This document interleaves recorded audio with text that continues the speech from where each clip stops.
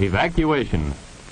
More than 100,000 men, women, and children, all of Japanese ancestry, removed from their homes in the Pacific Coast states to wartime communities established in out-of-the-way places. Their evacuation did not imply individual disloyalty, but was ordered to reduce a military hazard at a time when danger of invasion was great. Two-thirds of the evacuees are American citizens by right of birth. The rest are their Japanese-born parents and grandparents. The people are not under suspicion. They are not prisoners. They are not internees. They are merely dislocated people, the unwounded casualties of war. The time, spring and summer of 1942. The place, 10 different relocation centers in unsettled parts of California, Arizona, Utah, Idaho, Wyoming, Colorado, and Arkansas.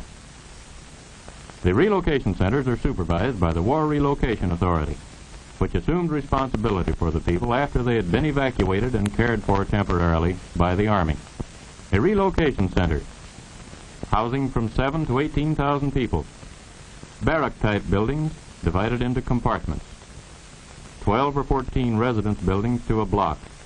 Each block provided with a mess hall, bathhouse, laundry building, and recreation hall. About 300 people to a block. The entire community bounded by a wire fence and guarded by military police, symbols of the military nature of the evacuation. Each family, upon arrival at a relocation center, was assigned to a single-room compartment, about 20 by 25 feet. Barren, unattractive. A stove, a light bulb, cots, mattresses, and blankets. Those were the things provided by the government. The family's own furniture was in storage on the West Coast. Scrap lumber, perhaps some wallboard, and a great deal of energy, curtains, pictures, drapes, depending on the family's own ingenuity and taste, helped to make the place livable. Some families built partitions to provide some privacy. Others took what they received and made the best of it. The 300 or so residents of each block eat in a mess hall, cafeteria style. Rough wooden tables with attached benches. The food is nourishing, but simple. A maximum of 45 cents a day per person is allowed for food, and the actual cost is considerably less than this, for an increasing amount of the food is produced at the centers. A combination of Oriental dishes to meet the tastes of the Issei, born in Japan, and of American-type dishes to satisfy the Nisei, born in America. Lands that had never been occupied or farmed were chosen for most of the relocation centers.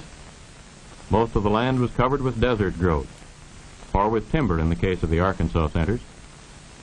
It had to be cleared before farming could start. Then it had to be leveled, and irrigation ditches laid out, or rebuilt, in order that the people could produce a part of their own food. Then came the plowing and preparation of the soil and planting. A few of the centers had crops in 1942. In 1943, all of them. About half of the evacuated people were farm folk, skilled producers of vegetables, fruits, and other crops. They had made desert lands productive before, and around the relocation centers they could and did do it again by the application of hard work and water for irrigation. At the two centers in Arkansas, they have introduced Western-type irrigation and succeeded in producing vegetables in the heat of midsummer, when ordinary production methods are not successful. Tomatoes, peppers, cucumbers, corn, melons, and many other crops have been grown on land that a year or 2 years ago was unproductive. Food production is aimed at self-support for the relocation centers. It does not go onto the open market. From the fields, it goes to the center warehouse. From there, it may go to the kitchen, or it may be shipped to other centers. The Arizona centers are most productive in winter. The others produce only in summer or fall, so vegetable crops are exchanged. Besides the workers engaged in farming, it takes many others to handle food, in the warehouses, in transportation, in the kitchens. To keep the rolling equipment, trucks, cars, and tractors in operation, it takes mechanics and machinists. Water mains have to be laid and repaired. Roads, sanitation systems, and buildings have to be maintained. At the Arkansas centers, the land is covered with trees, and the clearing process provides lumber for construction and firewood for heating. Those who work are paid. Wages by outside standards are low. $12 a month for beginners, $16 a month for most of the workers, and $19 for professional people such as doctors and others on skilled or difficult work. The workers also receive a small cash allowance for clothing. The money received as wages lets an evacuee buy the things he needs, which are not provided by the government. But most have had to draw on their savings to live as they would like to. In each center, a cooperative business association operates stores which handle clothing, toilet articles, and the merchandise which would be needed in any community.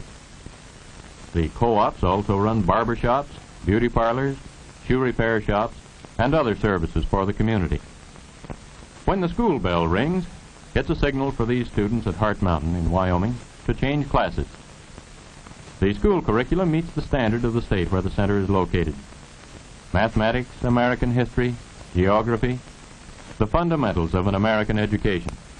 This is a class in mathematics. And a rhythm class of 5th grade pupils.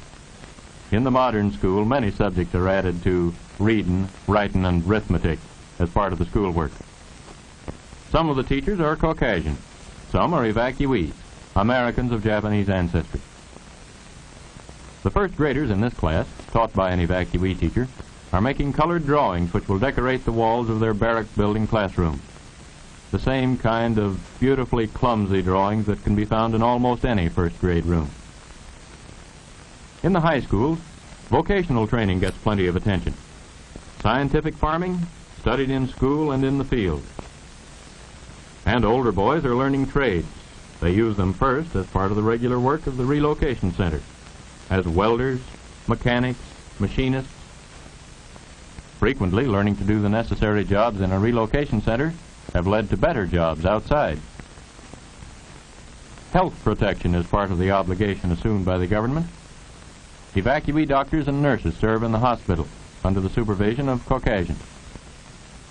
Dentists, oculists, and pharmacists also. The Japanese professional men and women, most of them American citizens, had their own practices on the West Coast before evacuation. Many of them now are in the Army Medical Corps, and others have replaced doctors and other health workers in communities outside the centers. The health service in relocation centers, in proportion to population, is about like that of any other American community in wartime, barely adequate. The evacuees have a form of community self-government which aids the appointed officials in administration of the community. A community council of evacuees is elected to make rules and regulations. Anyone 18 years old or older is eligible to vote in the elections, which are carried on in the democratic manner. A judicial commission sits in judgment on minor offenses. Attorneys among the evacuees represent the prosecution and the defense. A serious crime would be tried in the regular courts outside the center. The crime rate among people of Japanese ancestry in the United States always has been extremely low, and this has proved to be the case in the centers. After working hours, over weekends, a relocation center is the scene of baseball and softball games by the dozen. The teams are counted by the hundreds. The evacuees have provided practically all of their own equipment, for little government money has been spent for strictly recreational purposes. In the fall, touch football is in season, and more quiet forms of recreation. The relocation centers include many well-known artists. Amateur and professional artists and craftsmen have used their spare time in creating beauty in many different forms. Sunday church services. Advanced preparations include carrying the benches into the barrack building. Most of the alien Japanese are Buddhists, but almost half their American-born children belong to some Christian denomination: Catholic, Methodist, Presbyterian. Except for state Shinto, involving emperor worship, there is no restriction on religion in relocation centers. Boy Scouts, who usually provide the color guard for the American flag which floats over each center, are typical of the American organizations which are prominent in each relocation center. There's a USO Club to provide entertainment for the Japanese American soldiers who come to the center to visit their families or friends. Girl Scouts, Campfire Girls, Parent-Teacher Associations, the Red Cross. The evacuees belong to these organizations in their former homes and transplanted them to the centers. The Boy Scout Drum and Bugle Corps here is leading a harvest festival parade, marking the high point of the successful season of farm production. Everyone turns out to view the beauty queen, to see the well-decorated floats, and to join in the good time that goes with the full day of celebration. While they have many things in common with ordinary American communities, in the really important things, relocation centers are not normal and probably never can be. Home life is disrupted. Eating, living, and working conditions are abnormal. Training of children is difficult. Americanism, taught in the schools and churches and on the playgrounds, loses much of its meaning in the confines of a relocation center. When the War Relocation Authority was only a few months old, it was decided that relocation centers should not be maintained any longer than necessary. The first people to leave the relocation centers were volunteer workers recruited to help tend and later to harvest the sugar beet crop of the western states. Almost 1/10 of the evacuees volunteered for this seasonal work in 1942. The result of their labors was a year's sugar ration for about 10 million people. But work in the beet fields was temporary. Most of the people returned to the centers.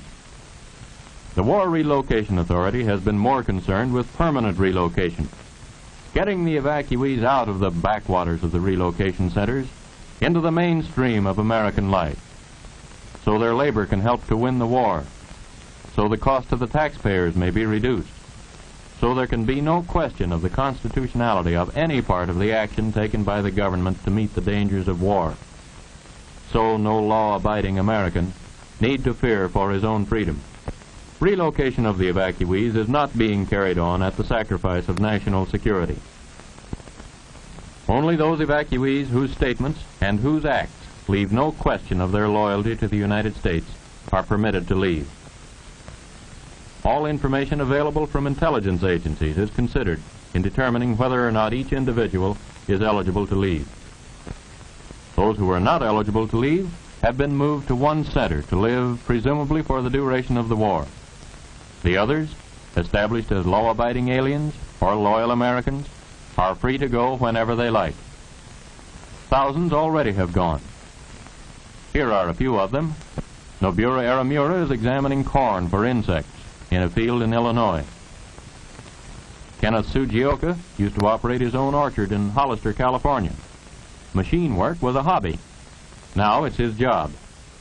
He's making precision parts for American bombers. Masako Takayoshi is assistant head nurse in a large hospital. She was a teaching supervisor of nurses in a Seattle hospital before evacuation. She has 3 brothers, all in the Army. The tractor driver here is Roy Himoto, who used to farm near Walnut Grove, California, and was evacuated to the Tule Lake Center. This young machinist has learned his trade since he relocated to Chicago, and his boss says he's learned it well. He's helping to make kitchen equipment. Mrs. Ayako Kasai paints miniature dolls in a Midwestern studio. She used to live at Colusa, California, and then lived at the Granada Relocation Center. In the background is Cecilia Miyamoto, who divides her time now between working and attending college. Kei Nakadoi feeds the chickens on an Illinois farm, and on the same farm is an Issei, Kamago Shimatsu. Shinobu Sakuma, Joe Chihara, and Yoshio Dogen cultivate potatoes on a farm in the Middle West. This is Ruth Nishi. Her father ran a fruit stand in Berkeley, California, and Ruth helped him. After living in the Poston Relocation Center, she moved to Chicago and has become a skillful turret lathe operator. These young men spraying potatoes are from the Minidoka Relocation Center. This boy liked the printing trade, but had no chance to learn it until after he had left the relocation center. He's helping to print some of the nation's supply of magazines. American eggs are shipped all over the world, to Americans in the armed forces and to our allies. Mary Higuchi breaks eggs which are to be dried. And in the same plant, John Iamuri feeds the drying machine. Jim Carisu used to be a clerk in Madera, California. Now he's a candy maker in Chicago. American flags, some of them for the armed forces, are turned out by Mrs. Yoshie Abe. She hopes that one of the flags she makes someday may be carried in triumph down the streets of Tokyo. The produce business in Watsonville, California, used to be home to these boys. Now they're in the produce business in Denver. Henry Ligoro used to be a farmer at Fresno, California. From the Jerome Relocation Center, he moved to the Middle West to make marshmallows. Threshing oats in the Middle West is a new experience to Tet Shiota, who used to grow vegetables near Venice, California. An artificial leg doesn't interfere with the way he handles a pitchfork. This young fellow, operating a bookbinding machine, is typical of the evacuees who are adjusting to new communities, getting along with their employers, fellow workers, and neighbors, and finding satisfaction in becoming self-supporting once more. The Americanism of the great majority of America's Japanese finds its highest expression in the thousands who are in the United States Army. Almost half of them are in a Japanese-American combat team, created by order of the Secretary of War early in 1943. Some of the volunteers came from Hawaii, some from the eastern part of the United States mainland, where there was no mass evacuation. Hundreds of them volunteered while they were in relocation centers. Volunteered to fight against the militarism and oppression of Japan and Germany. They know what they're fighting against, and they know what they're fighting for. Their country, and for the American ideals that are part of their upbringing. Democracy, freedom, equality of opportunity, regardless of race, creed, or ancestry.